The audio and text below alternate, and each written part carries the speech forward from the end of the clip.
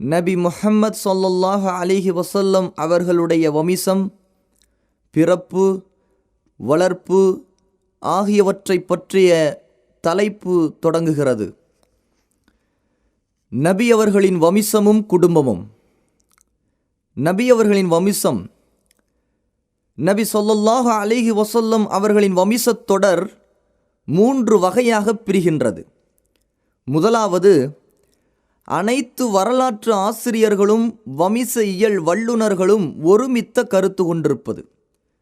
இது நபி ஸல்லல்லாஹு அலைஹி வஸல்லம் அவர்களில் தொடங்கி அத்னானில் முடிகிறது.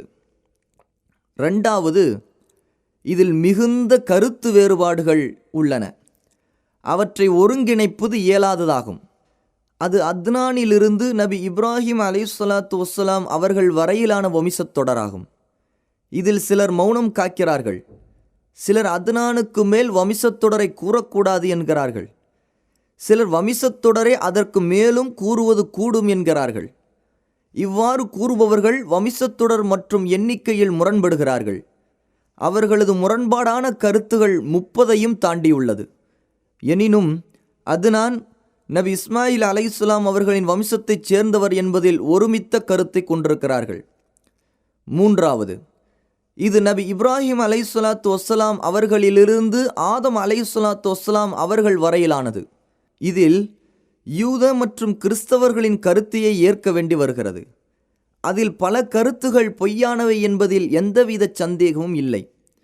இன்னும் சில கருத்துகள் குறித்து மௌனம் காப்பதே சிறந்ததாகும். நபி ஸல்லல்லாஹு அலைஹி வஸல்லம் அவர்களுடைய தூய வம்ச வழியை பற்றி மேற்கூறப்பட்ட 3 பிரிவுகளையும் வரிசையாக காண்போம். முதல் பிரிவு, முஹம்மது ஸல்லல்லாஹு அலைஹி வஸல்லம் இப்னு அப்துல்லாஹ் இப்னு அப்துல் முத்தலிப் இப்னு ஹாஷிம் இப்னு அப்து மனாஃப் இப்னு குசையி இப்னு கிலாப் இப்னு முர்ராஹ் இப்னு காஃப் இப்னு லுவையி இப்னு காலிப் இப்னு ஃபிக்ர். இந்த ஃபிக்ர் என்பவரின் பெயரால்தான் அவரை குறைஷி என அழைக்கப்பட்டு இவர் பெயராலேயே அக்கோத்திரம் அழைக்கப்படுகிறது. இப்னு மாலிக் இப்னு நலுர் இப்னு கினானா இப்னு குஜைமா இப்னு முத்ரிகா இப்னு இல்யாஸ் இப்னு முலர் இப்னு நிஜார் இப்னு மாத் இப்னு அத்னான். ஆதாரம் இப்னு ஹிஷாம் தபரி. இரண்டாவது பிரிவு, இது அத்னானுக்கு மேலே உள்ளவர்கள் பற்றியது.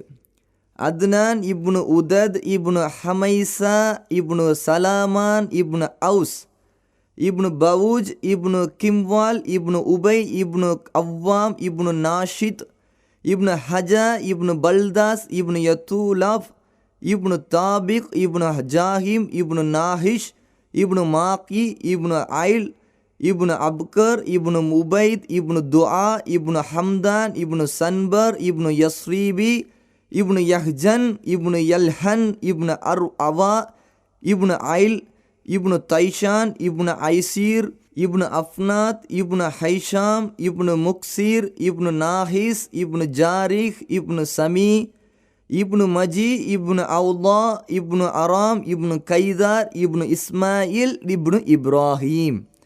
ஆதாரம் தபகாத் இப்னு சாத். மூன்றாம் பிரிவு, இது இப்ராஹிம் அலைஹிஸ்ஸலாம் அவர்களுக்கு மேல் அவர்களின் தந்தை தாரக், அவரது பெயர் ஆஜர் இப்னு நாஹுர் இப்னு சாருஹ் இப்னு ராவு இப்னு ஃபாலக் இப்னு ஆபிர் இப்னு ஷாலக் இப்னு அர்ஃபக்ஷத் இப்னு சாம் இப்னு நூஹ் அலைஹிஸ்ஸலாத்து வஸ்ஸலாம் இப்னு லாமக் இப்னு மத்தௌஷலக் இப்னு அக்னூக். இவர்கள்தாம் இத்ரீஸ் அலைஹிஸ்ஸலாம் என்றும் சொல்லப்படுகிறது.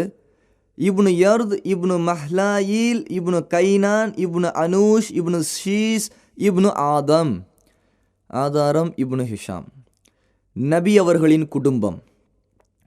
பாட்டனாரான ஹாஷிம் இப்னு அப்து மனாஃபின் பெயருடன் இணைத்து நபி ஸல்லல்லாஹு அலைஹி வஸல்லம் அவர்களின் குடும்பம் ஹாஷிமி குடும்பம் என அழைக்கப்பட்டது. ஆகவே இங்கு ஹாஷிம் மற்றும் அவருக்கு பின்னுள்ளோரை பற்றி சுருக்கமாக தெரிந்து கொள்வது நல்லது. 1. ஹாஷிம். அப்துத்தார் மற்றும் அப்து மனாஃப் குடும்பங்கள் சிறந்த பொறுப்புகளை தங்களுக்கிடையே பகிர்ந்து கொண்டபோது ஹாஜிகளுக்கு உணவளிப்பதும் தண்ணீர் கொடுப்பதும் அப்து மனாஃபின் மகனான ஹாஷிமுக்கு கிடைத்ததை முன்பு கூறினோம். இவர் மக்களிடையே பெரும் மதிப்புமிக்க செல்வந்தராக இருந்தார். இவர்தான் முதலாக மக்காவில் ஹாஜிகளுக்கு சரீத், திக்கடி என்னும் உயர்தரமான உணவை வழங்கியவர். இவரது பெயர் அம்ரு. எனினும் சரீதை தயாரிப்பதற்காக ரொட்டிகளை சிறு சிறு துண்டுகளாக ஆக்கியதால் இவருக்கு ஹாஷிம் என்ற பெயர் வழங்கப்பட்டது. அவ்வாறே கோடை காலத்திற்கும் குளிர்காலத்திற்கும் என 2 வியாபார பயணங்களை குறைஷியரிடையே அறிமுகப்படுத்தியதும் இவரே. அது பற்றி ஒரு கவிஞர் குறிப்பிடுகிறார், அம்ரு இவர்தான் பஞ்சத்தில் அடிபட்டு மெலிந்து போன தனது சமூகத்தினருக்கு ரொட்டிகளை ஆணத்தில் பிய்த்து போட்டு உண்ண வழங்கியவர். இவரே குளிர் கோடை காலங்களின் வியாபார பயணங்களை தோற்றுவித்தவர். ஆதாரம் இப்னு ஹிஷாம். ஹாஷிம் வியாபாரத்திற்காக ஷாம் சென்று கொண்டிருந்த போது மதினாவை வந்தடைந்தார். அங்கு நஜ்ஜார் கிளைய அம்ரு என்பவரின் மகள் சல்மாவை மணந்து சில காலம் அங்கேயே தங்கிவிட்டு ஷாம் புறப்பட்டார். சல்மா தனது குடும்பத்தாரிடம் தங்கியிருந்தார். அவர் அப்துல் முத்தலிபை கர்ப்பத்தில் சுமந்து கொண்டிருந்த நிலையில் ஹாஷிம் பலஸ்தீனில் கஸ்ஸா, அதாவது இன்றைய காசா எனுமிடத்தில் மரணமடைந்தார். சல்மா கிபி 497 ஆண்டு அப்துல் முத்தலிபை பெற்றெடுத்தார். குழந்தையின் தலையில் நரை இருந்ததால் ஷைபா, நரைத்தவர் என அதற்கு பெயரிட்டனர். ஆதாரம் இப்னு ஹிஷாம். அக்குழந்தையை சல்மா மதினாவிலிருந்த தனது தந்தையின் வீட்டிலேயே வளர்த்து வந்ததால் மக்காவிலிருந்த ஹாஷிமின் குடும்பத்தினர் எவரும் அவரது மகன் அப்துல் முத்தலிபை பற்றி தெரிந்திருக்கவில்லை, அதாவது ஷைபாவை பற்றி தெரிந்திருக்கவில்லை.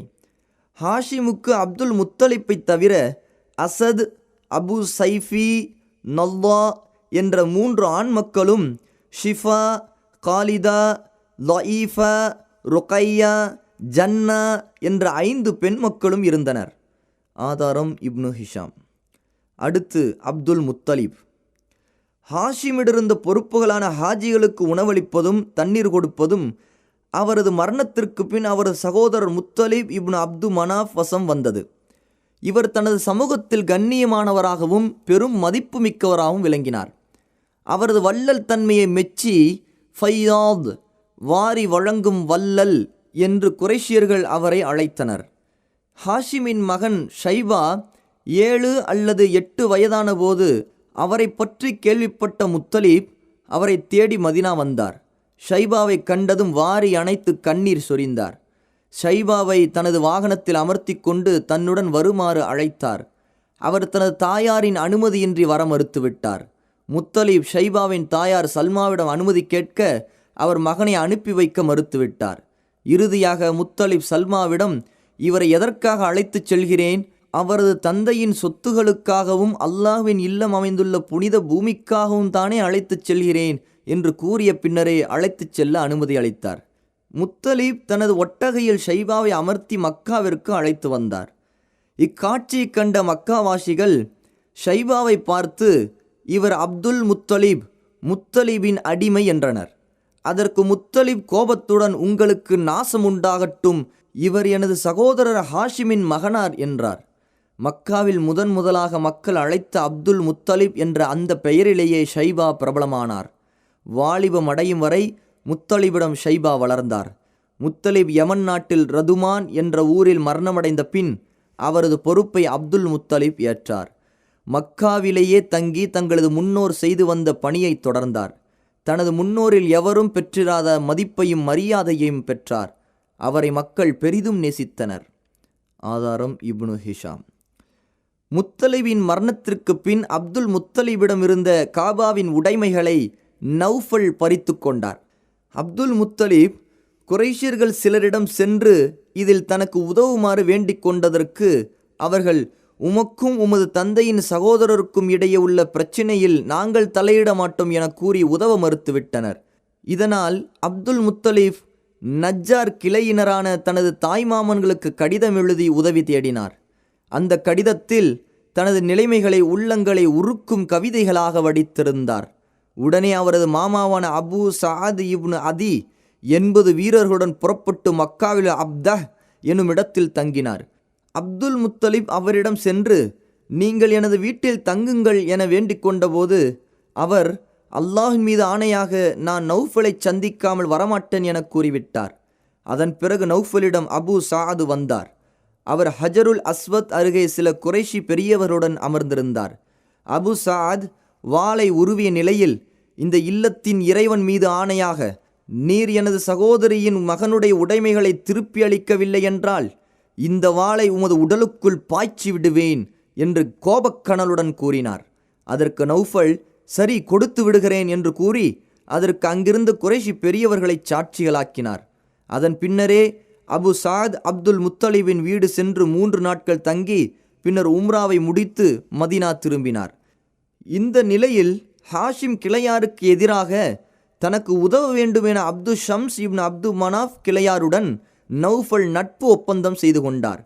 மறுபுறத்தில் அப்துல் முத்தலிஃபுக்கு நஜ்ஜார் கிளையினர் செய்த உதவிகளை பார்த்து கொண்டிருந்த குஜாவினர் கூறினர், அவர் உங்களுக்கு மட்டும் வாரிசு அல்ல, எங்களுக்கும் வாரிசு ஆவார். எனவே அவருக்கு உதவ நாங்களே மிக தகுதியானவர்கள். இதற்கு காரணம் அப்துல் முத்தலிபின் பாட்டனார் அப்து மனாஃபுடைய தாய் குஜா வம்சத்தைச் சேர்ந்தவராவார்.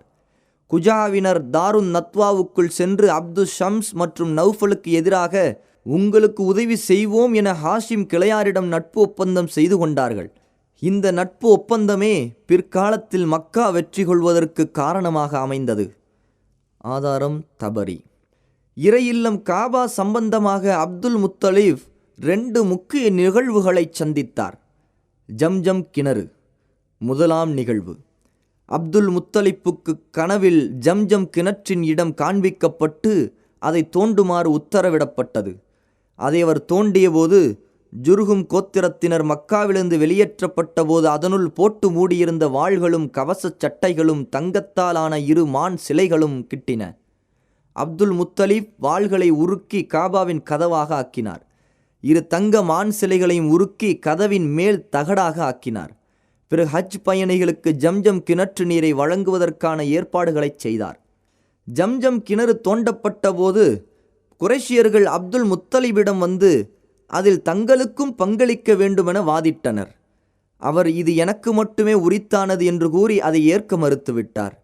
அவர்கள் விடாப்பிடியாக தங்களுக்கு பங்களித்தே தீர வேண்டுமென வலியுறுத்தினர். இறுதியாக ஷாமில் பெரிதும் மதிக்கப்பட்ட சாத் ஹுதைம் என்ற கோத்திரத்தைச் சேர்ந்த குறிகூறும் பெண்ணிடம் தீர்ப்பு கேட்கும் முடிவுடன் ஷாம் தேசத்திற்கு கிளம்பினர். செல்லும் வழியில் தண்ணீர் தீர்ந்துவிடவே அப்துல் முத்தலிப்புக்கு மட்டும் அல்லாஹ் மழை மூலம் தண்ணீரை வழங்கினான். குறைஷியர்கள் மீது ஒரு துளியும் மழை பொழியவில்லை. இதை கண்ட குறைஷியர்கள் ஜம்ஜம் கிணற்றில் அப்துல் முத்தலிப்புக்கு உள்ள தனிப்பட்ட உரிமை ஒப்புக்கொண்டு திரும்பினர். இந்த சந்தர்ப்பத்தில்தான் அல்லாஹ் தனக்கு 10 ஆண் பிள்ளைகளை கொடுத்து அவர்கள் எனக்கு உதவும் வயதை அடைந்தால் அதில் ஒருவரை காபாவிற்கரையில் அல்லாஹ்விற்காக பலியிடுவதாக அப்துல் முத்தலிப் நேர்ச்சி செய்து கொண்டார். ஆதாரம் இப்னு ஹிஷாம். யானைப்படை.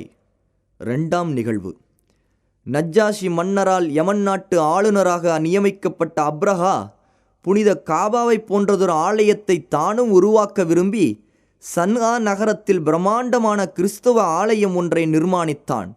மக்காவிற்கு செல்லும் ஹஜ் பயணிகளை தனது சர்ச்சுக்கு திருப்பிவிட முயற்சி செய்தான். இது பற்றி கினானா கிளையைச் சேர்ந்த ஒரு மனிதர் கேள்விப்பட்டு இரவோடு இரவாக அந்த சர்ச்சுக்குள் புகுந்து அதனை அசுத்தப்படுத்தி விட்டார். அதை கண்ட அப்ரஹா கோபத்தால் கொதித்தெழுந்தான். 60,000 வீரர்கள் கொண்ட பெரும் படையுடன் பெரிய யானை ஒன்றில் அமர்ந்தவாறு காபாவை இடித்து தகர்க்க வேண்டும் என்ற எண்ணத்துடன் கிளம்பினான். அவனது படையில் 9 அல்லது 13 யானைகள் இருந்தன. அவன் யமனிலிருந்து கிளம்பி முஹம்மஸ் என்ற இடத்தில் தனது படையை ஒழுங்குபடுத்தி யானைகளை தயார் செய்து மக்காவினுள் நுழைய ஆயத்தமானான். மினா மற்றும் முஜ்தலிஃபாவுக்கு இடையே உள்ள முஹஸ்ஸிர் என்ற பள்ளத்தாக்கை அடைந்ததும் அவன் வாகனித்த யானை தரையில் மண்டியிட்டு உட்கார்ந்து கொண்டது. அதனை தெற்கு, வடக்கு மற்றும் கிழக்கு திசை நோக்கி செலுத்தப்பட்டால் விரைந்து சென்றது. ஆனால் காபாவை நோக்கிச் செல்ல மறுத்துவிட்டது. அந்த நிலையில் அல்லாஹ் அவர்கள் மீது சிறிய பறவைகளை கூட்டம் கூட்டமாக அனுப்பி வைத்தான். அவை சுடப்பட்ட கற்களை அவர்கள் மீது எறிந்தன. அதன் மூலம் அவர்களை தின்னப்பட்ட வைக்கோல்களைப் போன்று அல்லாஹ் ஆக்கிவிட்டான். இந்த பறவைகள் சிறிய சிறிய குருவிகளைப் போன்று இருந்தன. அவை ஒவ்வொன்றிடமும் பட்டாணியைப் போன்ற 3 கற்கள் இருந்தன. ஒன்று அதன் அழகிலும், 2 அதன் 2 கால்களிலும் இருந்தன. அது எவர் மீது விழுந்ததோ அந்த மனிதன் உறுப்புகள் துண்டிக்கப்பட்டு மரணமடைந்தான். கற்கள் வீசப்படாத சிலரும் இருந்தனர். அவர்கள் ஒருவர் மீது ஒருவர் விழ தப்பி ஓடினார்கள். வழியிலேயே ஒவ்வொருவராக வீழ்ந்து மரணமடைந்தார்கள். அப்ரஹாவுக்கு அல்லாஹ் ஒரு வியாதியை ஏற்படுத்தினான். அதன் காரணமாக அவனது ஒவ்வொரு விரலும் கழன்று விழ ஆரம்பித்தன. அவன் சன்ஆவை அடைந்தபோது ஒரு குருவி குஞ்சை போன்று சுருங்கிவிட்டான். பிறகு அவனது மார்பு பகுதியிலிருந்து இருதயம் வெளியாகி துடிதுடித்துச் செத்தான்.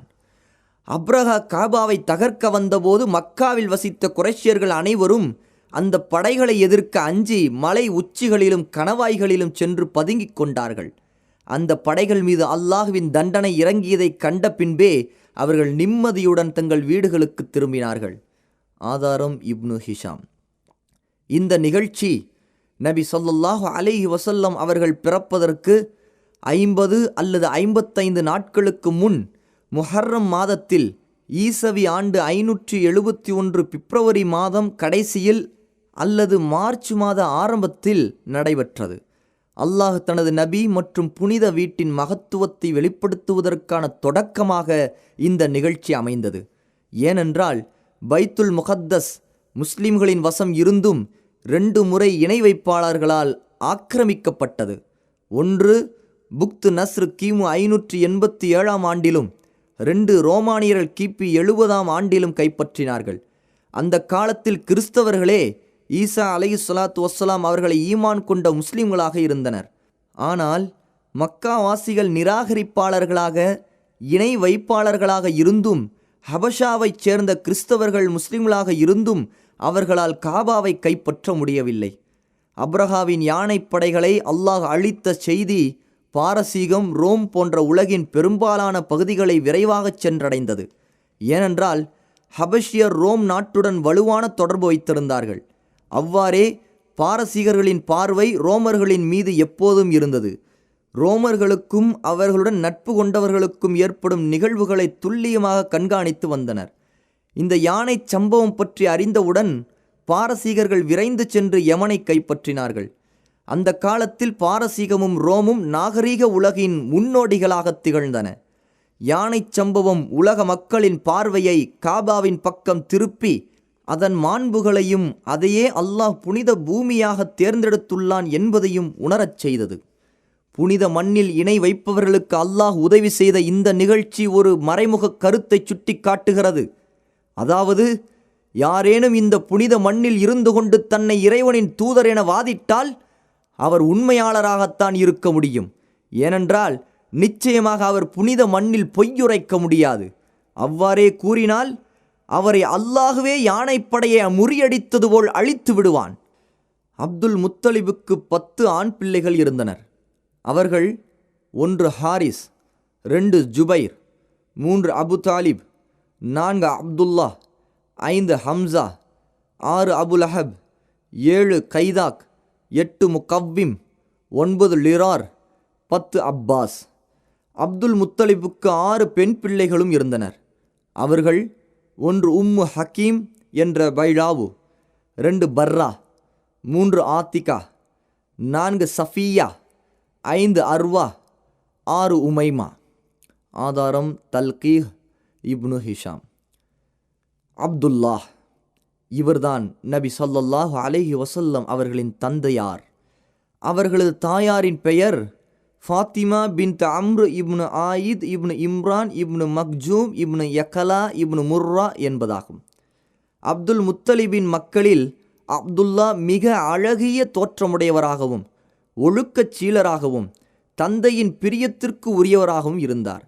அவரே தபீஹ், பலியிடப்பட்டவர் என்ற பெயரையும் பெற்றவர். அப்துல் முத்தலிப் தனது பிள்ளைகள் வாலிப வயதை அடைந்தபோது தன்னுடைய நேர்ச்சையை பற்றி அவர்களிடம் தெரிவித்தார். பிள்ளைகள் அனைவரும் அதை ஒப்புக்கொண்டனர். அவர்களில் எவரை பலியிடுவது என்பது பற்றி சீட்டுக்குலுக்கி பார்த்தபோது அதில் அப்துல்லாவின் பெயர்தான் வந்தது.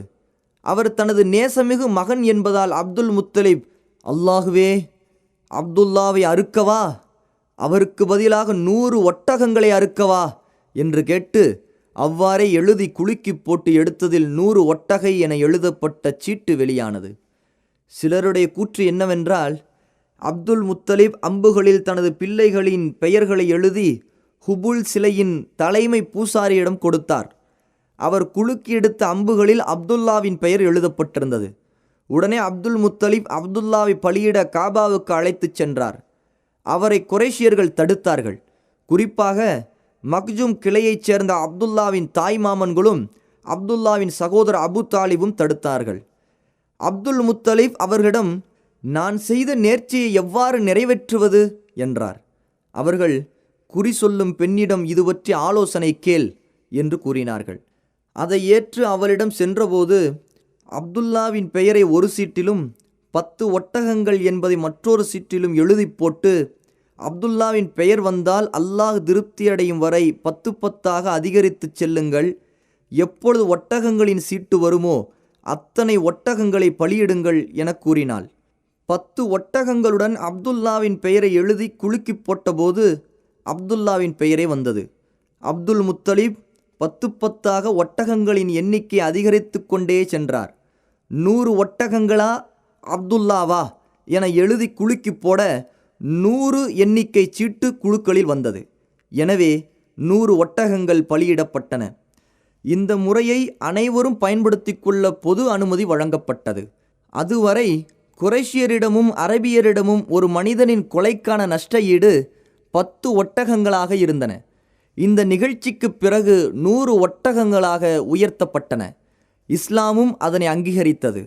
நபி ஸல்லல்லாஹு அலைஹி வஸல்லம் அவர்கள் கூறினார்கள், நான் பலி கொடுக்கப்பட்ட இருவரின் மகன், அதாவது இஸ்மாயில் அலைஹிஸ்ஸலாம் மற்றும் தந்தை அப்துல்லாவை குறித்து இவ்வாறு சொன்னார்கள். ஆதாரம் தபரி, இப்னு ஹிஷாம். அப்துல்லாவுக்கு ஆமினா என்ற பெண்மணியை துணைவியாக அப்துல் முத்தலிப் தேர்ந்தெடுத்தார். ஆமினா வஹப் இப்னு அப்து மனாப் இப்னு ஜுஹ்ரா இப்னு கிலாப் உடைய மகளாவார். அக்காலத்தில் அவர் வம்சத்தாலும் மதிப்பாலும் குறைஷியரில் உயர்ந்த பெண்மணியாக திகழ்ந்தார். அவரது தந்தை ஜுஹ்ரா கிளையாரின் தலைவராக இருந்தார். அப்துல்லா மக்காவில் தனது மனைவியுடன் வாழ்ந்தார். சில காலங்களுக்கு பிறகு அவரை அப்துல் முத்தலிப் பேரிச்சம்பழம் வாங்கி வர மதினாவுக்கு அனுப்பினார். எதிர்பாரா விதமாக அவர் அங்கேயே மரணமடைந்தார். சில வரலாற்றாசிரியர்கள் கூறுகிறார்கள், அப்துல்லா வியாபார நோக்கில் ஷாம் சென்றார். குறைஷியரின் ஒரு வியாபார குழுவினருடன் திரும்பிக் கொண்டிருந்த போது நோய்வாய்ப்பட்டு மதினாவில் தங்கினார். நோய் அதிகரித்து அங்கேயே மரணமடைந்தார். நாபிகா என்பவரின் இல்லத்தில் அவரை அடக்கம் செய்யப்பட்டது. அப்போது அவரது வயது 25 இருந்தது. அவரின் மரணம் நபி ஸல்லல்லாஹு அலைஹி வஸல்லம் அவர்களின் பிறப்புக்கு முன்பே நிகழ்ந்து விட்டது. இதுவே பெரும்பாலான வரலாற்றாசிரியர்களின் கருத்தாகும். மற்றும் சிலர் நபி ஸல்லல்லாஹு அலைஹி வஸல்லம் அவர்கள் பிறந்து குறைந்தது 2 மாதங்களுக்கு பின் அப்துல்லா இறந்தார் என்று கூறுகிறார்கள். அவரது மரணச் செய்தியை கேள்விப்பட்ட ஆமினா கல்லும் கசிந்துருகும் ஒரு இரங்கற்பாவை பாடினார். ஹாஷிமின் மகன் பத்ஆவின் சுற்றுப்புறத்தில் இப்போது இல்லை. அவர் புதைகுழிக்குள் போர்வையிலே புகுந்து விட்டார். மரணம் அவரை அழைக்க அதற்கு அவர் பதில் தந்தார். மரணம் ஹாஷிமின் மைந்தன் போன்றவரை கூட விட்டு வைக்கவில்லையே. அவரின் கட்டிலை நண்பர்கள் அந்தியில் சுமந்தனர். நெருக்கடியால் ஒருவர் பின் ஒருவராக மாற்றினர். மரணம் அவரை அழித்தது. ஆனால் அவரது புகழை அழிக்கவில்லை. அவர் மிகுந்த இரக்கச் சிந்தையுள்ள வாரி வழங்கும் வள்ளலாக திகழ்ந்தார். ஆதாரம் தபக்காத் இப்னு சாத்.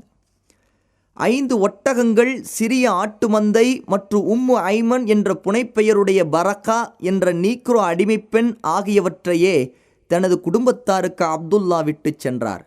நபி ஸல்லல்லாஹு அலைஹி வஸல்லம் அவர்களை வளர்ப்பதில் இந்த நீக்ரோ பெண்மணியும் பங்கு கொண்டார் என்பது இங்கு குறிப்பிடத்தக்கது. ஆதாரம் சஹீஹ் முஸ்லிம். அடுத்தது பிறப்பு மற்றும் நபித்துவத்துக்கு முந்திய 40 ஆண்டுகள். நபி ஸல்லல்லாஹு அலைஹி வஸல்லம் அவர்களுடைய பிறப்பு. அகிலத்தின் அருட்கொடை, இறை தூதர்களின் தலைவர், மக்காவில் பனு ஹாஷிம் பள்ளத்தாக்கில் ரபியுல் அவ்வல் மாதம் 9ஆம் நாள் திங்கட்கிழமை கிபி 571 ஏப்ரல் மாதம் 20 அல்லது 22ஆம் தேதி அதிகாலையில் பிறந்தார்கள். அது யானை சம்பவம் நடைபெற்ற முதலாவது ஆண்டு. மேலும் அனு ஷேர்வான் என்ற கிஸ்ராவின் ஆட்சி முடிவுக்கு வந்த 40ஆம் ஆண்டு. இக்கருத்தையே அறிஞர் முஹம்மது சுலைமான் உறுதிப்படுத்துகிறார். ஆதாரம் ரஹ்மத்துல்லில் ஆலமீன். இங்கு மக்களிடையே பரப்பப்பட்டிருக்கிற தவறான தகவல்கள் சிலவற்றை பற்றி குறிப்பிட விரும்புகிறோம். நபி ஸல்லல்லாஹு அலைஹி வஸல்லம் அவர்கள் பிறந்தபோது அவர்களது நபித்துவத்துக்கு முன்னோடியாக ஆமினாவின் உடலிலிருந்து ஒரு பேரொளி வெளிப்பட்டது. அதன் பிரகாசத்தில் ஷாமின் கோட்டைகள் ஒளிர்ந்தன. நபி ஸல்லல்லாஹு அலைஹி வஸல்லம் அவர்கள் கத்னா செய்யப்பட்ட நிலையிலேயே பிறந்தார்கள். கிஸ்ராவுடைய மாளிகையில் 14 மாடங்கள் அதிர்ந்து வீழ்ந்தன.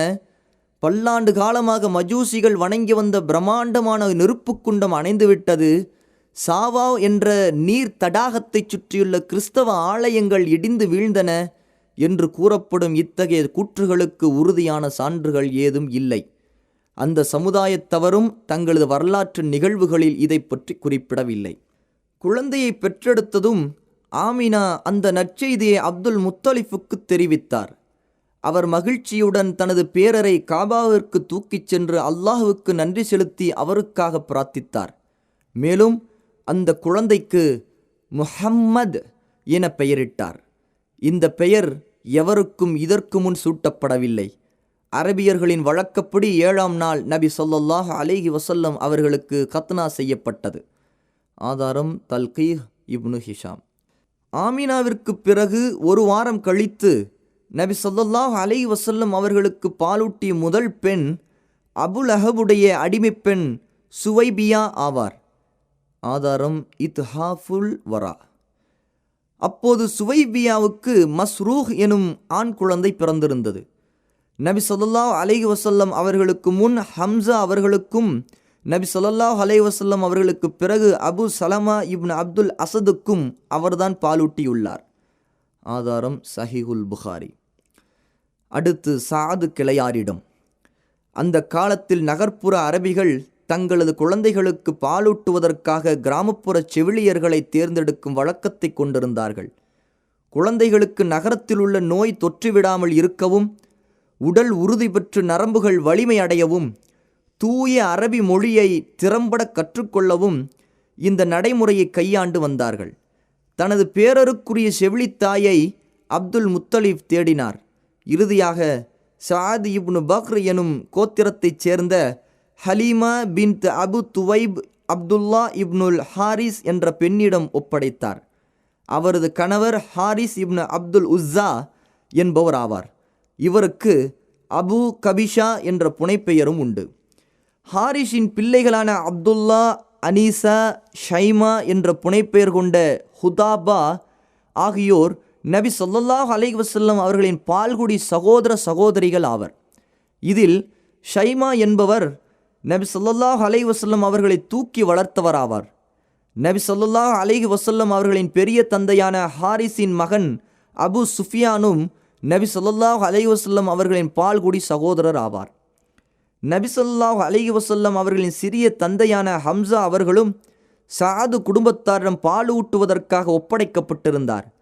ஹம்சாவின் பால்குடி தாய் ஒரு நாள் நபி ஸல்லல்லாஹு அலைஹி வஸல்லம் அவர்களுக்கும் பாலூட்டினார். இதனால் ஹம்சா அவர்களும் நபி ஸல்லல்லாஹு அலைஹி வஸல்லம் அவர்களும் சாது குடும்பத்தைச் சேர்ந்த செவிலித்தாய் மற்றும் சுவைபியா ஆகிய இருவர் மூலம் பால்குடி சகோதரர்களாக இருந்தார்கள். ஆதாரம் ஜாதுல் மஆத். பால்குடி காலங்களில் ஹலீமா நபி ஸல்லல்லாஹு அலைஹி வஸல்லம் அவர்களிடம் பல அதிசய நிகழ்வுகளை கண்டார். அதை அவரே சொல்ல கேட்போம். நான் எனது கணவர் மற்றும் கை குழந்தையுடன் சாது கிளையைச் சேர்ந்த சில பெண்களோடு பால்குடிக்கும் குழந்தைகளை தேடி வெளியில் புறப்பட்டோம். அது கடுமையான பஞ்சகாலம். நான் எனது வெள்ளை கழுதையில் அமர்ந்து பயணித்தேன். எங்களுடன் ஒரு கிழப்பெண் ஒட்டகம் இருந்தது. அதில் ஒரு சொட்டு பால் கூட கறக்க முடியாது. எங்களது குழந்தை பசியால் அழுது கொண்டிருந்ததால் இரவு முழுவதும் எங்களால் உறங்க முடியவில்லை.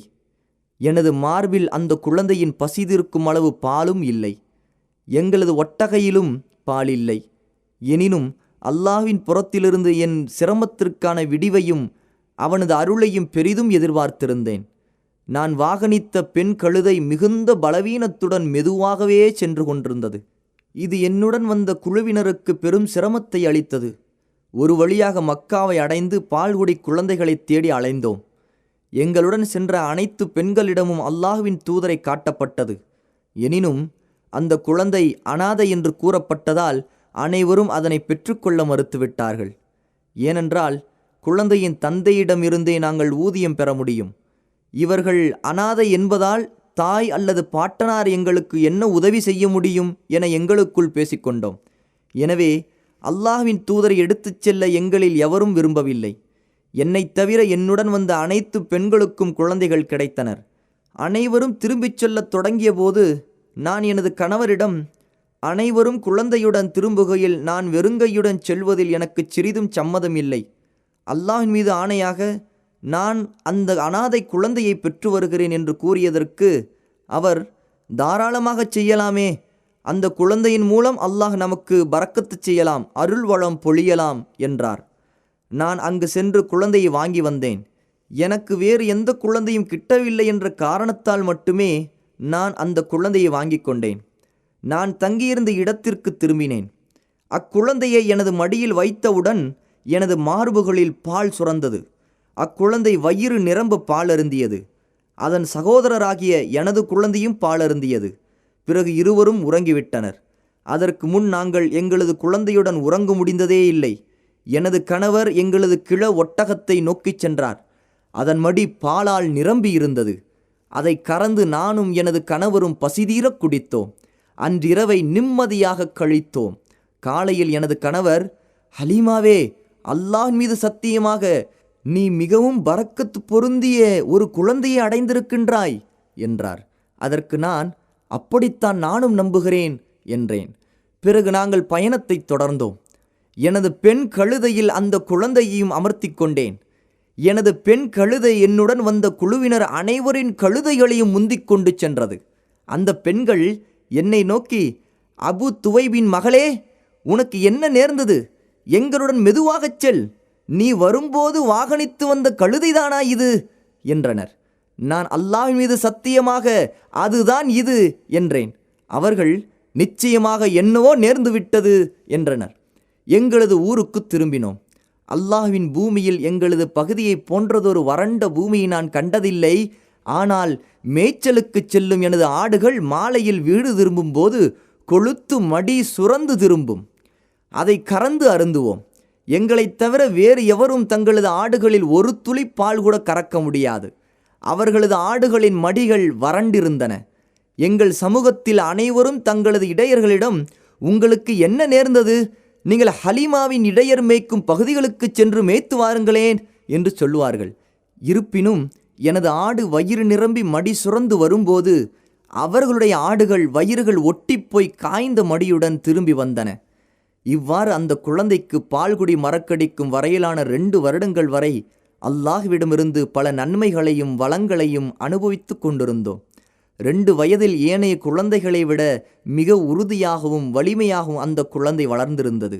அவரிடமிருந்து ஏராளமாக நன்மைகளை நாங்கள் அனுபவித்து கொண்டிருந்ததால் அவரை எங்களுடன் தங்க வைத்து கொள்ள மிகுந்த ஆவல் கொண்டோம். எனினும் தவணை முடிந்து விட்டதால் அவரது தாயாரிடம் அழைத்துச் சென்றோம். அவரது தாயாரிடம், இந்த அருமை குழந்தை இன்னும் திடகாத்திரமாக வளரும் வரை என்னிடமே விட்டுவிடுங்கள். மக்காவில் ஏதேனும் நோய் அவரை பீடித்து விடுமென நான் அஞ்சுகிறேன், பயப்படுகிறேன் என்று கூறினேன். எனது தொடர்ச்சியான வற்புறுத்தலால் குழந்தையை என்னிடமே ஒப்படைத்து விட்டார். ஆதாரம் இப்னு ஹிஷாம். நெஞ்சு திறக்கப்படுதல். இவ்வாறே நபி ஸல்லல்லாஹு அலைஹி வஸல்லம் அவர்கள் மீண்டும் சாது கிளையாரிடம் அழைத்து வரப்பட்டார்கள். சில மாதங்களுக்கு பின் அவர்களது நெஞ்சு திறக்கப்பட்ட நிகழ்ச்சி நடைபெற்றதென இப்னு இஸ்ஹாக் ரஹ்மத்துல்லாஹி அலைஹி கூறுகிறார். மற்ற வரலாற்றாசிரியர்கள் நபி ஸல்லல்லாஹு அலைஹி வஸல்லம் அவர்களின் 4வது வயதில்தான் அந்த நிகழ்ச்சி நடைபெற்றது என்பர். அந்த நிகழ்ச்சி குறித்து அனஸ் ரலியல்லாஹு அன்ஹு கூறுகிறார்கள், நபி ஸல்லல்லாஹு அலைஹி வஸல்லம் அவர்கள் சிறுவர்களுடன் விளையாடி கொண்டிருந்த போது வானவர் ஜிப்ரீல் அலைஹிஸ்ஸலாத்து வஸ்ஸலாம் அவர்கள் வருகை தந்து நபி ஸல்லல்லாஹு அலைஹி வஸல்லம் அவர்களை மயக்கமுறச் செய்து நெஞ்சை திறந்து இதயத்தை வெளியே எடுத்தார். அதில் ஒட்டியிருந்த ஒரு துண்டை அகற்றிவிட்டு, இது உம்மிடம் இருந்த ஷைத்தானின் பங்காகும் என்று கூறி தங்கத் தட்டில் இதயத்தை வைத்து அதில் ஜம்ஜம் தண்ணீரை ஊற்றி கழுவினார். பிறகு அந்த இதய பகுதிகளை ஒன்றிணைத்து நெஞ்சினுள் திரும்ப பதித்து விட்டார். இதை கண்ட சிறுவர்கள் ஹலிமாவிடம் ஓடோடி வந்து முஹம்மது கொலை செய்யப்பட்டார் என்றனர். நபி ஸல்லல்லாஹு அலைஹி வஸல்லம் அவர்களை நோக்கி அனைவரும் விரைந்தார்கள். அவர் நிறம் மாறி காட்சியளித்தார். அனஸ் ரலியல்லாஹு அன்ஹு கூறுகிறார்கள், நபி ஸல்லல்லாஹு அலைஹி வஸல்லம் அவர்களின் நெஞ்சில் தைக்கப்பட்டதற்கான அடையாளத்தை நான் கண்டேன். ஆதாரம் சஹீஹ் முஸ்லிம். பாசமிகு தாயாரிடம். இந்த நிகழ்ச்சியால் அதிர்ந்து போன ஹலீமா நபி ஸல்லல்லாஹு அலைஹி வஸல்லம் அவர்களை அவரது தாயாரிடம் ஒப்படைத்து விட்டார்கள். நபி ஸல்லல்லாஹு அலைஹி வஸல்லம் அவர்கள் 6 வயது வரை தாயாரிடமே வளர்ந்தார்கள். ஆமினா மதீனாவில் மரணமடைந்த தனது அன்பு கணவரின் சமாதியை கண்டு வர விரும்பினார். தனது குழந்தை முஹம்மது, ஊழியப்பின் உம்மு ஐமன் மற்றும் பொறுப்பாளர் அப்துல் முத்தலிப் ஆகியோருடன் மக்காவிலிருந்து 500 கிலோமீட்டர் தூரமுள்ள மதீனாவிற்கு பயணம் மேற்கொண்டார். மன அமைதிக்காக 1 மாதம் அங்கு தங்கிவிட்டு மக்காவுக்கே மீண்டும் பயணமானார். வழியில் ஆமினா நோய்வாய்ப்பட்டார். பிறகு நோய் அதிகமாகி மக்காவுக்கும் மதீனாவுக்கும் இடையே அபுவா என்ற இடத்தில் மரணமடைந்தார். ஆதாரம் இப்னு ஹிஷாம். நபி ஸல்லல்லாஹு அலைஹி வஸல்லம் அவர்கள் பரிவுமிக்க பாட்டனாரிடம். நபி ஸல்லல்லாஹு அலைஹி வஸல்லம் அவர்களை அப்துல் முத்தலிப் மக்காவுக்கு அழைத்து வந்தார்.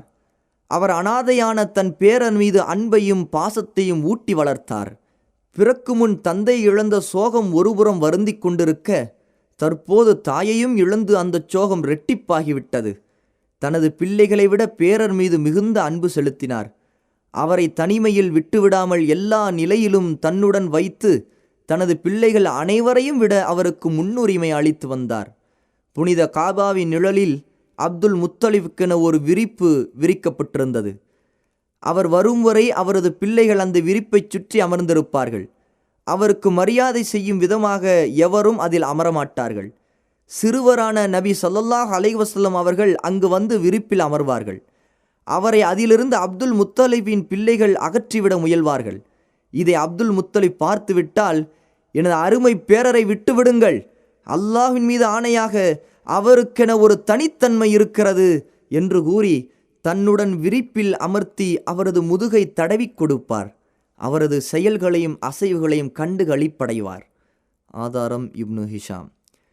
நபி ஸல்லல்லாஹு அலைஹி வஸல்லம் அவர்களுக்கு 8 ஆண்டு 2 மாதங்கள் 10 நாட்கள் ஆனபோது பாட்டனா அப்துல் முத்தலிப் மக்காவில் மரணமடைந்தார். தனது மரணத்திற்கு முன்பே சிறுவரை அவரது தந்தை அப்துல்லாவின் உடன் பிறந்த சகோதரர் அபு தாலிப் பராமரிக்க வேண்டுமென விரும்பினார். ஆதாரம் இப்னு ஹிஷாம். நபி ஸல்லல்லாஹு அலைஹி வஸல்லம் அவர்கள் பிரியமான பெரிய தந்தையிடம்.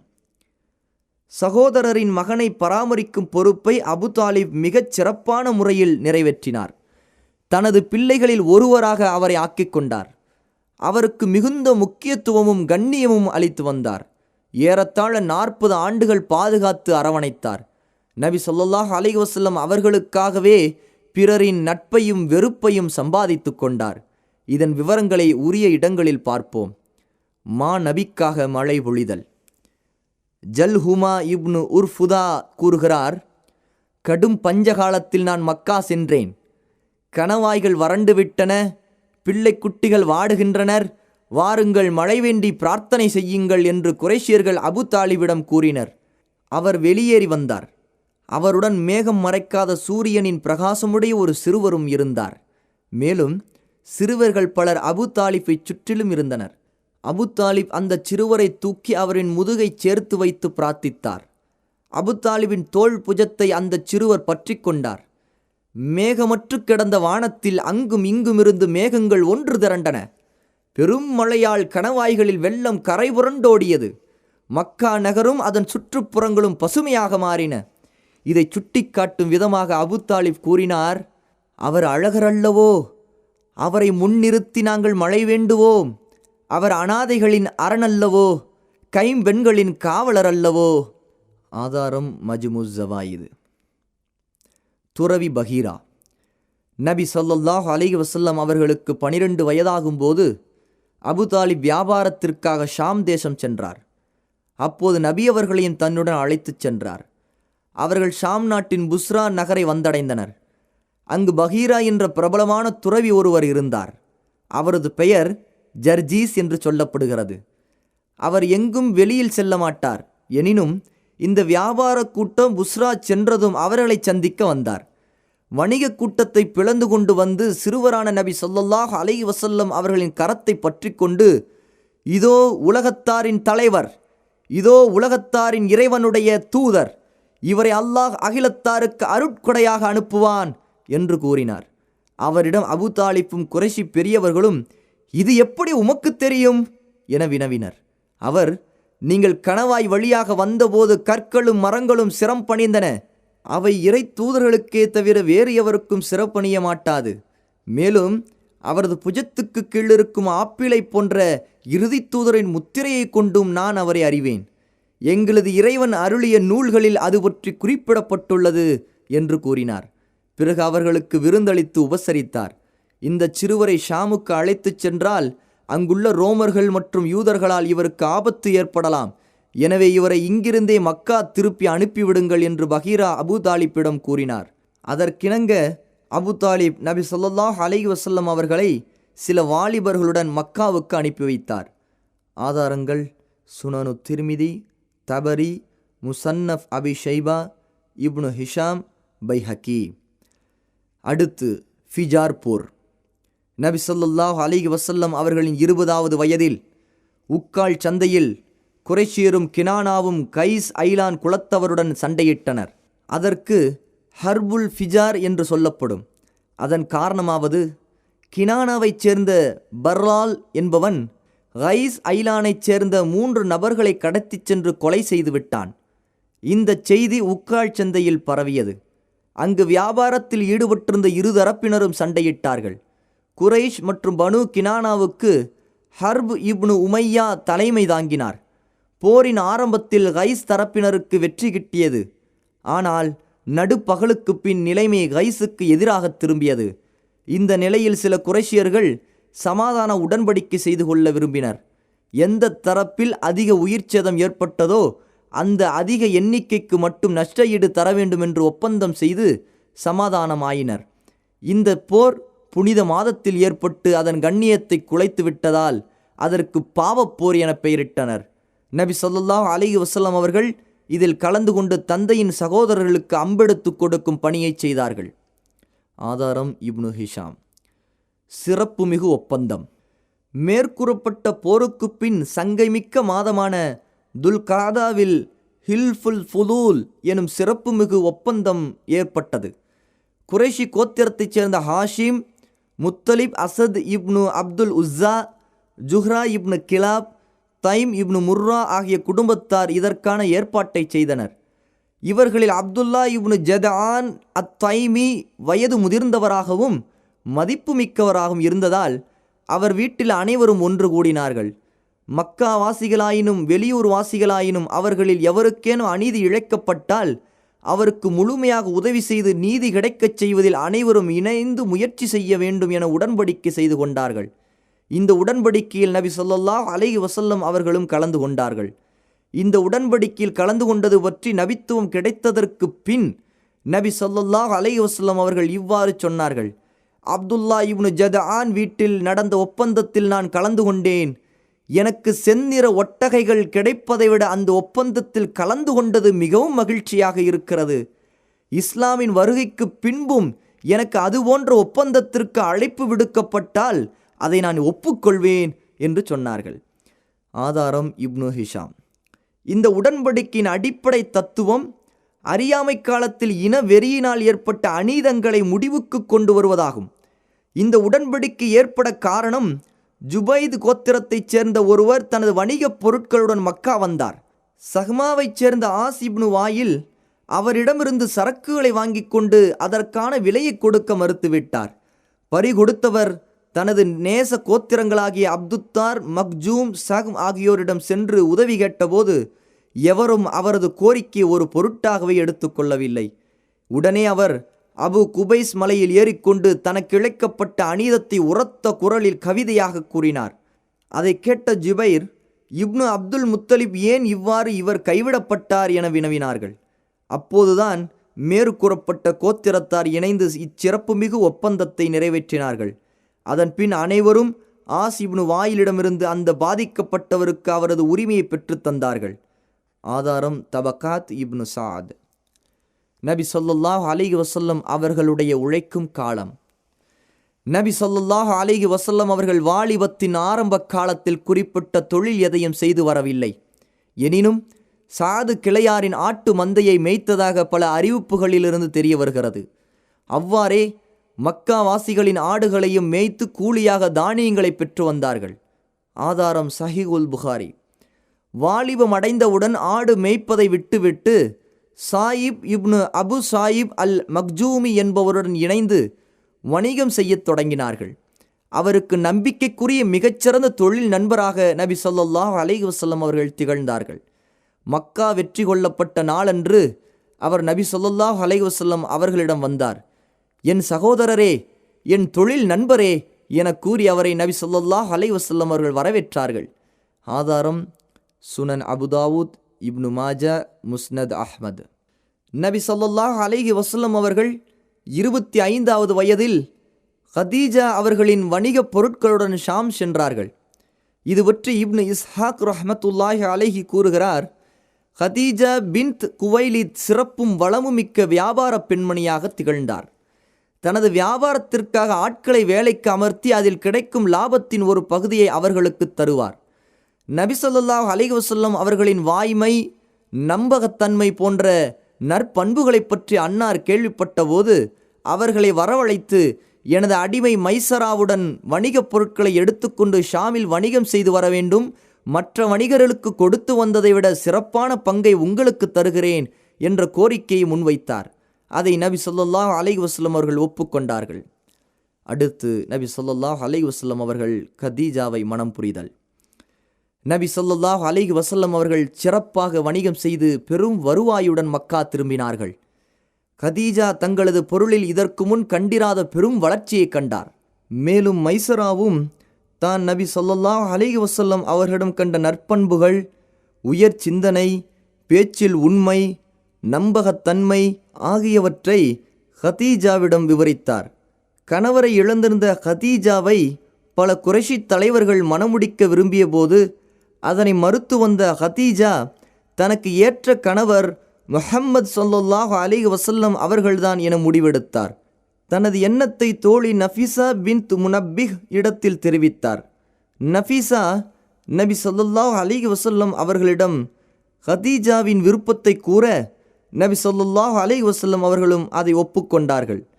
நபி ஸல்லல்லாஹு அலைஹி வஸல்லம் அவர்கள் தனது தந்தையின் சகோதரர்களிடம் இது பற்றி கூறினார்கள். அவர்கள் கதீஜாவின் தந்தையுடைய சகோதரரிடம் பேசி திருமணத்திற்கு முடிவு செய்தார்கள். ஷாமிலிருந்து திரும்பிய 3ஆம் மாதத்தில் அந்த இருவருக்கும் திருமணம் நடைபெற்றது. அதில் ஹாஷிம் கிளையாரும் முழர் கோத்திரத்தின் தலைவர்களும் கலந்து கொண்டார்கள். நபி ஸல்லல்லாஹு அலைஹி வஸல்லம் அவர்கள் 20 மாடுகளை மஹராக கொடுத்தார்கள். அப்போது கதீஜா ரலியல்லாஹு அன்ஹா அவர்களுக்கு வயது 40, நபி ஸல்லல்லாஹு அலைஹி வஸல்லம் அவர்களின் வயதோ 25. அவர் அறிவாலும் செல்வத்தாலும் குடும்பத்தாலும் மிகச்சிறந்த பெண்மணியாக விளங்கினார். நபி ஸல்லல்லாஹு அலைஹி வஸல்லம் அவர்களுக்கு இவரே முதல் மனைவி. இவர் மரணித்த பின்பே நபி ஸல்லல்லாஹு அலைஹி வஸல்லம் அவர்கள் வேறு பெண்களை மணமுடித்தார்கள். நபி ஸல்லல்லாஹு அலைஹி வஸல்லம் அவர்களின் பிள்ளைகளில் இப்ராஹீமை தவிர அனைவரும் அன்னை கதீஜாவுக்கு பிறந்தவர்கள்தான். முதல் குழந்தை காசிம். இவருடன் இணைந்தே நபி அவர்களுக்கு அபுல் காசிம் என்ற புனைப்பெயர் கூறப்படுகிறது. பிறகு ஜைனப், ருக்கையா, உம்மு குல்சும், ஃபாத்திமா, அப்துல்லா ஆகியோர் பிறந்தனர். இந்த அப்துல்லாவுக்கு தையிப், தாஹிர் என்ற வேறு பெயர்களும் உண்டு. ஆண் மக்கள் அனைவரும் சிறு வயதிலேயே மரணமடைந்தனர். பெண் மக்கள் அனைவரும் இஸ்லாம் வரும் வரை வாழ்ந்து இஸ்லாமை ஏற்று ஹிஜ்ரத்தும் செய்தார்கள். ஃபாத்திமாவை தவிர்த்து மற்ற மூவரும் நபி ஸல்லல்லாஹு அலைஹி வஸல்லம் அவர்களின் காலத்திலேயே மரணமடைந்து விட்டனர். நபி ஸல்லல்லாஹு அலைஹி வஸல்லம் அவர்களின் மரணத்திற்கு பின் 6 மாதம் கழித்து ஃபாத்திமா ரலியல்லாஹு அன்ஹா மரணமடைந்தார்கள். ஆதாரம் இப்னு ஹிஷாம், ஃபத்உல் பாரி. காபாவை செப்பனிடுதல். நபி ஸல்லல்லாஹு அலைஹி வஸல்லம் அவர்கள் நடுவராகுதல். நபி ஸல்லல்லாஹு அலைஹி வஸல்லம் அவர்களின் 35வது வயதில் குறைஷியர்கள் காபாவை புதுப்பித்தார்கள். காபா ஒரு ஆள் உயரத்திற்கு பாறைகளால் கட்டப்பட்டிருந்தது. அது இஸ்மாயில் அலைஹிஸ்ஸலாத்து வஸ்ஸலாம் அவர்களின் காலத்திலிருந்தே மேல் முகடு இன்றி 9 முழம் கொண்டதாக இருந்தது. அதன் சுவரும் கட்டடங்களும் சிதிலமடைந்து இருந்தன. இந்த நிலையில் காபாவினுள் வைக்கப்பட்டிருந்த பொக்கிஷங்களை ஒரு கூட்டம் திருடிச் சென்று விட்டது. நபி ஸல்லல்லாஹு அலைஹி வஸல்லம் அவர்கள் இறை தூதர் ஆவதற்கு 5 ஆண்டுகளுக்கு முன் மக்காவில் பெரும் வெள்ளப்பெருக்கு ஏற்பட்டதால் காபாவின் கட்டடம் மேலும் பாதிப்படைந்து விட்டது. அதன் மீது கொண்டிருந்த மரியாதையின் காரணமாக குறைஷியர்கள் அதை புதுப்பிக்க வேண்டிய நிர்பந்தத்திற்கு ஆளாயினார்கள். அதனை ஹலாலான தூய்மையான அனுமதிக்கப்பட்ட வருமானத்தை கொண்டே செப்பனிட வேண்டும். வட்டி, விபச்சாரம், திருட்டு போன்ற பொருட்களின் மூலமாக செப்பனிடக்கூடாது என அனைவரும் கூடி முடிவெடுத்தனர். இந்த நிலையில் பழைய கட்டடத்தை எவ்வாறு இடிப்பது என அனைவரும் அஞ்சினார்கள். வலீத் இப்னு முகீரா மக்ஜூமி கடப்பாறையை எடுத்து, அல்லாஹுவே, நான் நன்மையை நாடியே இதை செய்கிறேன் என்று கூறி ருக்னுல் யமானி, ருக்னுல் ஷாமியின் பகுதிகளை இடித்தார். அவருக்கு எந்த பாதிப்பும் ஏற்படாததைக் கண்ட குறைஷியர்கள் அச்சம் தெளிந்து அவருடன் இணைந்து இடித்தார்கள். இறுதியாக இப்ராஹிம் அலைஹிஸ்ஸலாத்து வஸ்ஸலாம் அவர்கள் அமைத்த அஸ்திவாரம் தென்பட்டது. பிறகு காபாவை பல பகுதிகளாக பிரித்து ஒவ்வொரு கோத்திரத்தாரும் ஒரு பகுதியை கட்ட வேண்டுமென முடிவு செய்து ஒவ்வொரு கோத்திரத்தாரும் பாக்கூம் என்ற ரோமானிய பொறியியல் வல்லுநரின் மேற்பார்வையில் கட்டத் தொடங்கினர். இறுதியாக ஹஜ்ருத் அஸ்வத்தின் இடம் வந்தபோது அதை அதற்குரிய இடத்தில் வைப்பது யார் என்பதில் பிரச்சினை எழுந்தது. அது பற்றிய சர்ச்சை 4 அல்லது 5 நாட்களாக தொடர்ந்தது. சர்ச்சை கடுமையாகி போராக மாறிவிடும் அபாயம் எழுந்தது. அப்போது அபு உமையா இப்னு முகீரா மக்ஜூமி அந்த மக்களிடம், இந்த புனித பள்ளிவாசலில் முதலாக நுழைபவரை நடுவராக்கி அவரது ஆலோசனையை ஒப்புக்கொள்ளுங்கள் என கூறினார். இக்கருத்தை அனைவரும் மனமாற ஏற்றனர். அவர்கள் ஆவலுடன் காத்திருக்க நபி ஸல்லல்லாஹு அலைஹி வஸல்லம் அவர்களே முதலாமவராக நுழைந்தார்கள். அவர்களை கண்ட அந்த மக்கள், இதோ முஹம்மது வந்துவிட்டார், இவர்தான் நம்பிக்கைக்கு உரியவர், இவரை நாங்கள் ஒப்புக்கொள்கிறோம் என்றனர். நபி ஸல்லல்லாஹு அலைஹி வஸல்லம் அவர்கள் தங்களுக்கு அருகில் வந்தவுடன் விவரத்தை கூறினர். நபி ஸல்லல்லாஹு அலைஹி வஸல்லம் அவர்கள் ஒரு விரிப்பை வரவழைத்து அதன் நடுவே ஹஜருல் அஸ்வத்தை வைத்தார்கள். பிறகு சச்சரவிட்டு கொண்டிருந்த கோத்திரத்தாரின் தலைவர்களை அழைத்து விரிப்பின் ஓரங்களை பிடித்து தூக்குமாறு கூற அதை அவர்கள் தூக்கினர். காபாவிற்கு அருகில் கொண்டு வந்தவுடன் தனது கரத்தால் ஹஜருல் அஸ்வத்தை எடுத்து உரிய இடத்தில் வைத்தார்கள். இது அனைவரும் ஒப்புக்கொண்ட மிக அழகிய தீர்வாக அமைந்தது. குறைஷியரிடம் ஹலாலான தூய்மையான அனுமதிக்கப்பட்ட செல்வம் குறைவாக இருந்ததால் வடப்புறத்தில் 6 முழங்கள் அளவு விட்டுவிட்டு காபாவை கட்டிவிட்டார்கள். அந்த இடத்திற்கு ஹதீம் என்றும் ஹஜர் என்றும் கூறப்படுகிறது. தாங்கள் விரும்பாத எவரும் காபாவினுள் நுழையக்கூடாது என்பதற்காக காபாவின் வாயிலை உயரத்தில் அமைத்தார்கள். காபாவை 15 முழங்கள் வரை உயர்த்தியவுடன் 6 தூண்களை நிறுவி அதற்கு முகடு அமைத்தார்கள். இந்த அமைப்பின்படி காபா ஏறக்குறைய சதுரமாக அமையப்பெற்றது. அதன் உயரம் 15 மீட்டர்களாகும். ஹஜருல் அஸ்வத் உள்ள பகுதி மற்றும் அதன் எதிர்ப்புற பகுதியின் அகலம் 10 மீட்டர்களாகும். தவாஃப் செய்யும் இடத்திலிருந்து ஹஜருல் அஸ்வத் 1.5 மீட்டர் உயரத்தில் வைக்கப்பட்டிருந்தது. காபாவின் வாசல் உள்ள பகுதியும் அதன் பின்பகுதியும் 12 மீட்டர்கள் அகலமாகும். காபாவின் வாசல் தரையிலிருந்து 2 மீட்டர்கள் உயரத்தில் இருக்கிறது. காபாவின் அஸ்திவாரத்தை சுற்றி சிறிய முட்டுச்சுவர் கட்டப்பட்டது. அதன் உயரம் 25 சென்டிமீட்டர்களாகும். அதன் அகலம் 30 சென்டிமீட்டர்கள். இதற்கு ஷாதர் வான் என்று சொல்லப்படும். இதுவும் காபாவைச் சேர்ந்த பகுதிதான். எனினும் குறைஷியர்கள் அதை தவிர்த்து உள்ளடக்கி கட்டிவிட்டனர். ஆதாரங்கள் தபரி, இப்னு ஹிஷாம். நபித்துவத்திற்கு முன் ஒரு பார்வை.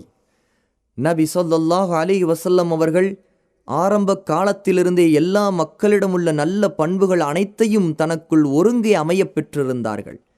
நேரிய சிந்தனை, ஆழ்ந்த பார்வை, நுண்ணறிவு அனைத்தையும் தன்னகத்தே கொண்டிருந்தார்கள். நீண்ட மௌனத்தால் ஆழ்ந்து சிந்தித்து உண்மையை அறிவார்கள். தங்களது முதிர்ச்சியான அறிவாலும் தூய இயற்கை குணத்தாலும் மனித வாழ்வின் பகுதிகளையும் மக்களின் செயல்களையும் சமூகத்தின் நிலைகளையும் தெளிவாக ஆராய்ந்து மக்களிடம் காணப்பட்ட மூட பழக்க வழக்கங்களை வெறுத்து ஒதுக்கினார்கள். மக்களுடன் மதிநுட்பத்துடன் பழகுவார்கள். அவர்கள் நன்மையானவற்றில் ஈடுபடும்போது தானும் கலந்து கொள்வார்கள். தீமையானவற்றில் ஈடுபட்டால் அவர்களை விட்டும் தனித்து விடுவார்கள். நபி ஸல்லல்லாஹு அலைஹி வஸல்லம் அவர்கள் மது அருந்தியதில்லை, சிலைகளுக்கு பலியிடப்பட்டதை உண்டதில்லை, சிலைகளுக்கான விழாக்களில் கலந்து கொண்டதில்லை, சிலைகளை முற்றிலுமாக வெறுத்தார்கள். லாத் உஸ்ஸாவை கொண்டு சத்தியம் செய்வதை சகித்து கொள்ள மாட்டார்கள். இறைவனின் பாதுகாப்பு அவர்களை சூழ்ந்திருந்தது. உலக இன்பங்களின் மீது ஆசை தோன்றும் போதும், தவறான அறியாமைக்கால பழக்க வழக்கங்களின் மீது ஆவல் ஏற்படும் போதும் அவற்றிலிருந்து அல்லாஹ்வின் அருளால் தடுக்கப்பட்டார்கள்.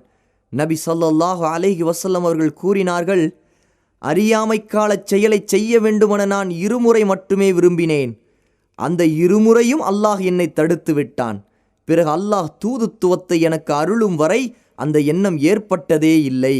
ஓர் இரவு மக்காவின் மேற்பகுதியில் ஆடு மேய்த்து கொண்டிருந்த ஒரு சிறுவரிடம், என் ஆடுகளை நீ பார்த்துக்கொள், மக்காவில் வாலிபர்கள் ராக்கதை பேசுவது ஒன்று நானும் பேசி வருகிறேன் என்று நான் கூறினேன். அவர் ஒப்புக்கொண்டார். நான் வெளியேறி மக்காவினுள் நுழைந்து அதில் முதல் வீட்டை கடந்தேன். அங்கு இசை சப்தத்தை கேட்டு அது என்னவென்று விசாரித்தேன். அதற்கு மக்கள், இன்ன ஆணுக்கும் பெண்ணுக்கும் திருமணம் முடிந்து இன்று முதல் இரவு என்று கூறினார்கள். நான் அதை கேட்க அமர்ந்தவுடன் நான் செவியேற்காத வகையில் அல்லாஹ் என்னை தடுத்து தூங்கச் செய்து விட்டான். இறுதியில் சூரிய வெப்பம்தான் என்னை எழுப்பியது. எனது தோழரிடம் நான் சென்றபோது அவர் என்ன நடந்தது என விசாரிக்க நடந்ததை கூறினேன். அதற்கு பிறகு நான் எந்த ஒரு தீய செயலையும் செய்ய எண்ணியதே இல்லை. ஆதாரம் முஸ்ததுரகுல் ஹாக்கிம். ஜாபீர் இப்னு அப்துல்லாஹ் ரதியல்லாஹு அன்ஹு அறிவிக்கிறார்கள், காபாவை புதுப்பிக்கும் பணியின் போது நபி ஸல்லல்லாஹு அலைஹி வஸல்லம் அவர்களும் அப்பாஸும் கல்லை எடுத்து கொடுக்கும் பணியை செய்தார்கள். அப்போது அப்பாஸ் நபி ஸல்லல்லாஹு அலைஹி வஸல்லம் அவர்களிடம், உங்களது கீழாடையை கழற்றி புஜத்தில் வைத்து கொண்டால் கற்கள் அழுத்தாமல் இருக்கும் என்று கூறினார். நபி ஸல்லல்லாஹு அலைஹி வஸல்லம் அவர்கள் தனது ஆடையை கழற்றி புஜத்தில் வைத்தவுடன் கண்கள் மேலே சொருக மயக்கமடைந்து விட்டார்கள். பிறகு அவர்கள் தெளிவடைந்து, எனது கீழாடை, எனது கீழாடை என்று கூற நபி ஸல்லல்லாஹு அலைஹி வஸல்லம் அவர்களுக்கு அப்பாஸ் ஆடையை உடுத்தி விட்டார்கள். அதற்கு பின் அவர்களது மறைவிடத்தை எவரும் பார்த்ததில்லை. ஆதாரம் சஹீஹுல் புகாரி. நபி ஸல்லல்லாஹு அலைஹி வஸல்லம் அவர்கள் தங்களது கூட்டத்தாரிலேயே மிக இனிய குணம், உயர் பண்பு, சிறந்த ஒழுக்கம், மனிதாபிமானம் உடையவர்களாகவும் மேலும் மென்மையானவராகவும் நன்மை செய்யக்கூடியவராகவும் அமானிதம் பேணி வாக்குறுதியை முழுமையாக நிறைவேற்றுபவராகவும் இருந்தார்கள். இந்த உயர் பண்புகளைக் கண்ட அவர்களது சமூகத்தார்கள் அவர்களை அல் அமீன், நம்பிக்கையாளர் என்று அழைத்தனர். அவர்கள் பிறர் சிரமங்களை தானே தாங்கிக் கொள்வார்கள், இல்லாதோருக்கும் எளியோருக்கும் கொடுப்பார்கள், விருந்தினரை உபசரிப்பார்கள், சிரமத்தில் தவிப்பவர்களுக்கு உதவுவார்கள். இவ்வாறுதான் அன்னை கதீஜா ரலியல்லாஹு அன்ஹா நபி ஸல்லல்லாஹு அலைஹி வஸல்லம் அவர்களை பற்றி வர்ணிக்கிறார்கள். ஆதாரம் சஹீஹுல் புகாரி.